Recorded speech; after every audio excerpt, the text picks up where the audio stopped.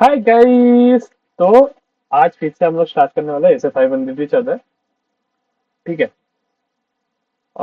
आज होगा assertions। अभी assertions मतलब क्या? What do you mean by assertion? assertion refers to the representation। ये क्या है? Representation by management that are embodied in the financial statement to consider different types of potential mistakes। ठीक है।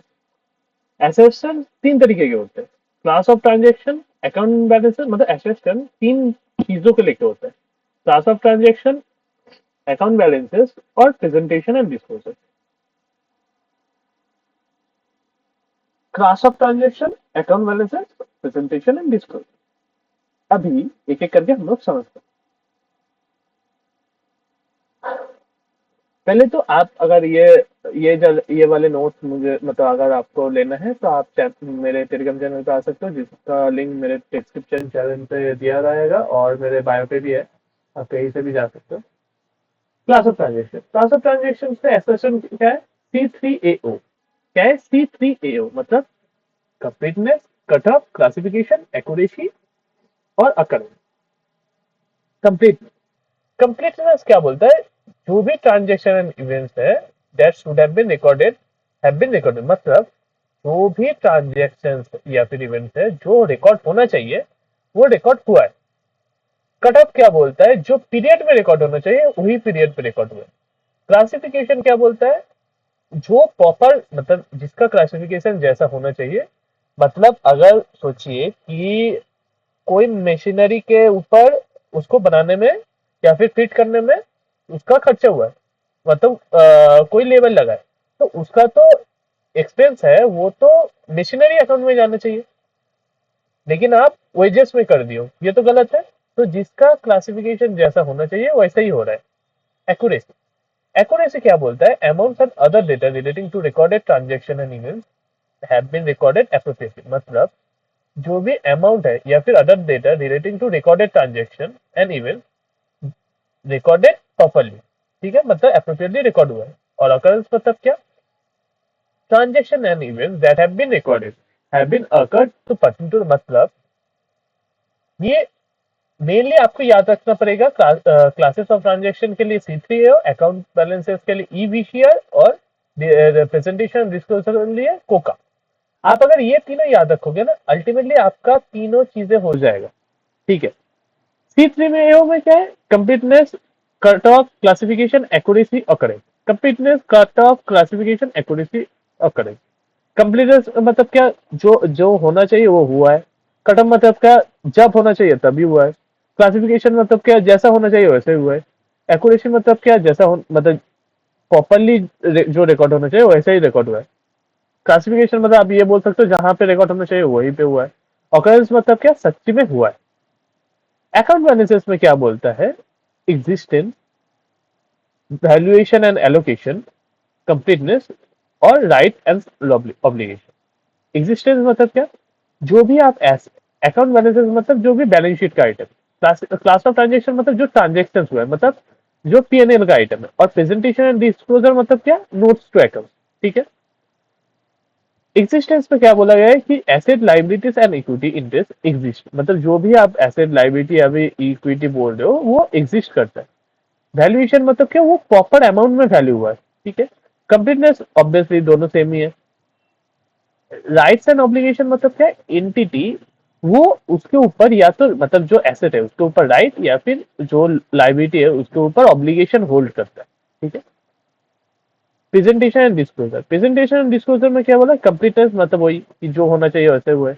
ऑकरेंस, राइट्स एंड ऑब्लिगेशन, वो मतलब occurrence and rights and obligation. उसका मतलब क्या?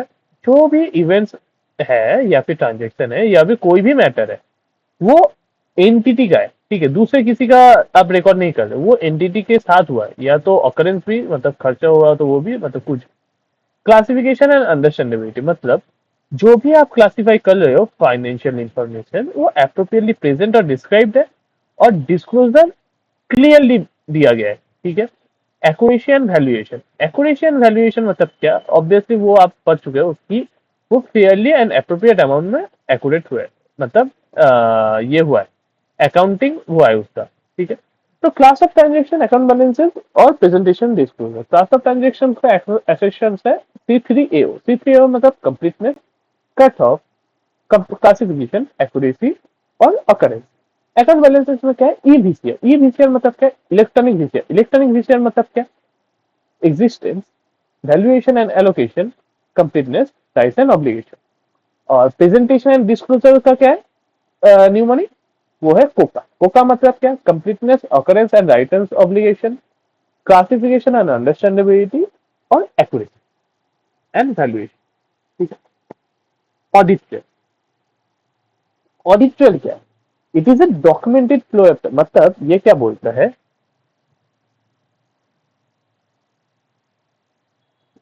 ये क्या बोलता है, देखते हैं।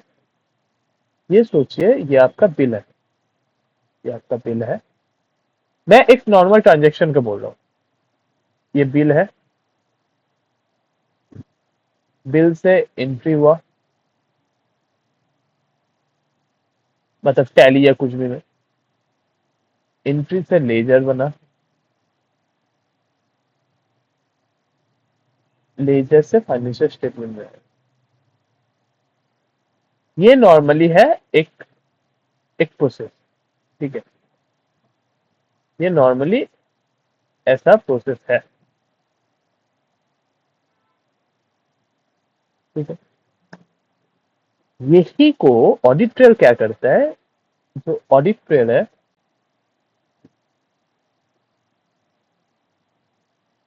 जो ऑडिट ट्रेल है,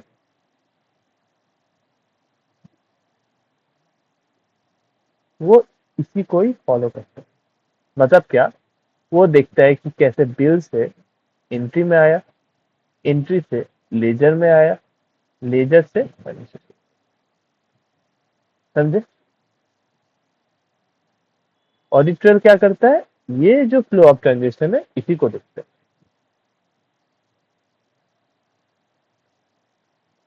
It is documented flow of transaction.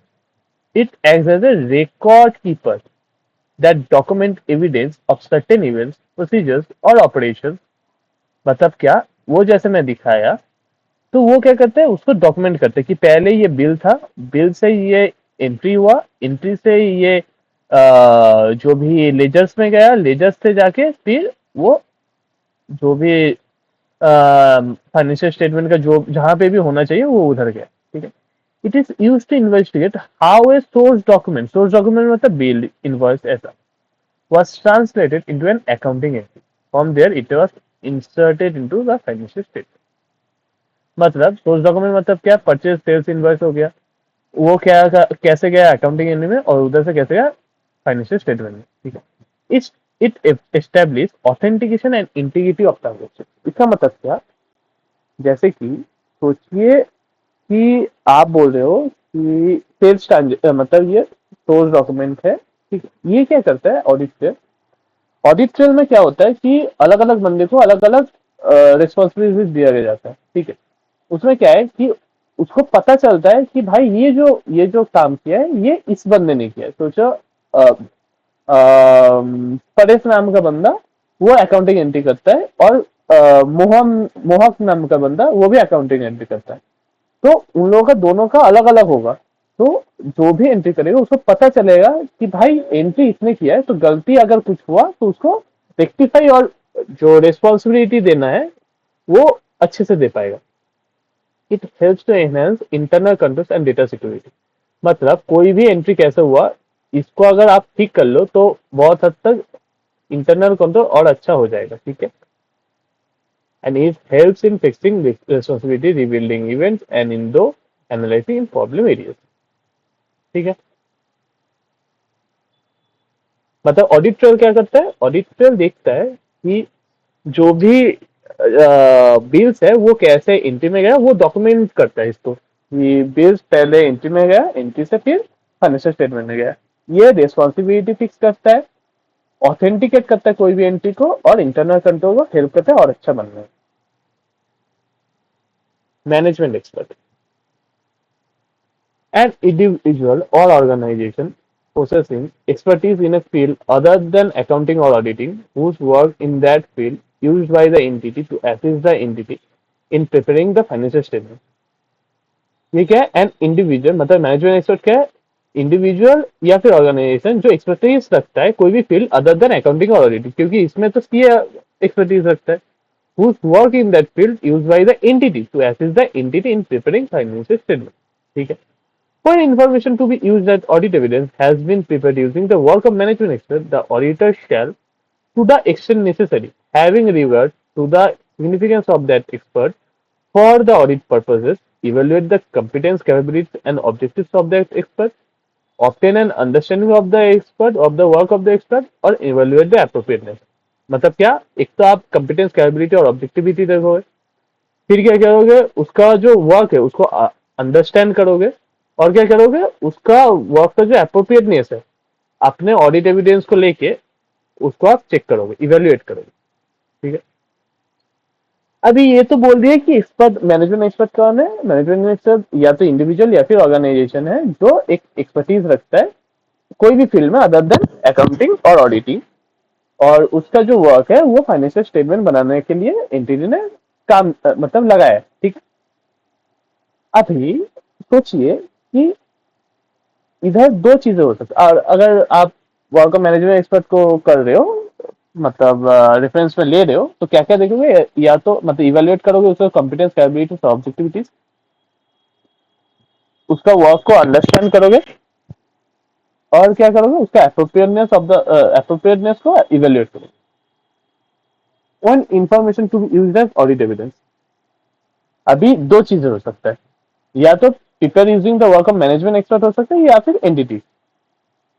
अभी सोचिए कि अगर prepare using the work of management expert हो तब क्या होगा? If the information to be used as audit evidence prepared using the work of management expert, क्या होगा? The nature, timing and extent of audit procedure may be affected by this method. मतलब जो भी nature, timing and extent है audit procedure के, वो ये matter से इफेक्ट हो सकता है. क्या क्या मैटर है? Nature of complexity, risks of meta misstatement, availability of the alternative sources, nature, scope, and objectives, extent to which management can exercise control or influence over the work of management expert, auditor's previous experience of the work of that expert, or whether the management expert is employed or partly engaged by the. मतलब अगर सोचिए कि management का expert का काम को आप as a audit evidence use करो, तो कौन कौन से फैक्टर्स है जो कि nature, timing and extent of audit procedure को इफेक्ट कर सकते हैं?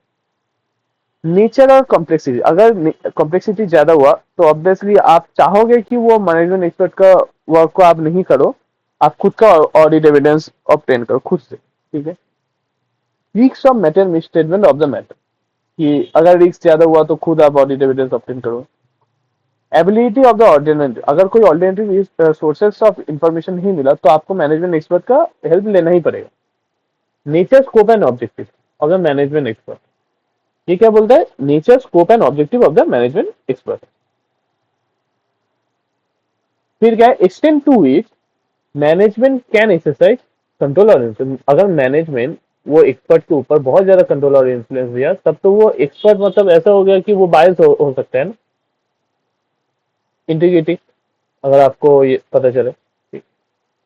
Auditors previous experience of the work of that expert, मतलब ऑडिटर का प्रीवियसली क्या, ऑडिटर्स का प्रीवियसली क्या एक्सपीरियंस हुआ है वो एक्सपर्ट के साथ, और क्या है? Whether the management expert is employed or partly engage by the entity. मतलब जो मैनेजमेंट एक्सपर्ट है क्या वो एम्प्लॉयड है या फिर partly engage by the entity, produce by the entity. The auditor shall evaluate whether the information is sufficiently reliable for the auditor's purpose, including as necessary in the circumstances. This is to obtain audit evidence about the accuracy and completeness of the information, or क्या है? Evaluating whether the information is sufficiently precise and detailed for the auditor's purpose.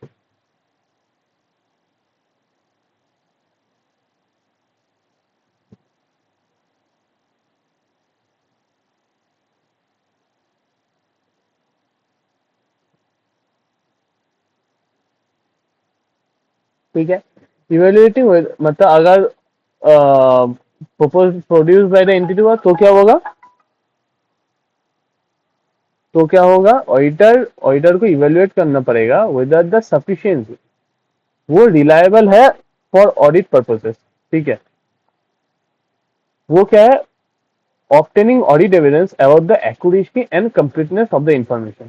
ठीक है। और क्या evaluate करना पड़ेगा, evaluating weather the information is sufficiently precise, मतलब जो भी इंफॉर्मेशन है वो सफिशिएंटली प्रिसाइज है क्या नहीं, detail for the audit purposes. ठीक है। तो इधर दो केसेस हो सकता है, या तो मैनेजमेंट एक्सपर्ट का चीजें आप यूज करो या फिर प्रोड्यूस बाय द एंटिटी। अगर मैनेजमेंट एक्सपर्ट का करोगे तो नेचर टाइमिंग एंड एक्सटेंड, इस चीज से nature and complexity, reason method misstatement alternative sources, nature scope and objective, extend to which management can exercise control और influence auditors previous experience and whether the management expert employed or partly engage by the entity, ये होगा। और अगर produce by the entity तो auditor को evaluate करना पड़ेगा whether the information is sufficiently relevant for the audit purpose. ठीक है। Obtaining audit evidence about the accuracy and completeness as necessary in the obtaining audit, मतलब कैसे ये करेगा, obtaining audit evidence about the accuracy and completeness of the information and evaluating whether the information is sufficiently precise। ठीक है। ये मैं chapter number ये audit sampling के साथ पढ़ाऊंगा, तो क्या होगा इसका आप कनेक्ट कर पाओगे। ठीक है। तो आज का क्लास यहीं तक समाप्त हुआ, बाय। और हाँ, मुझे टेलीग्राम पे चैनल पे फॉलो करना नहीं भूलिएगा। ठीक है, बाय।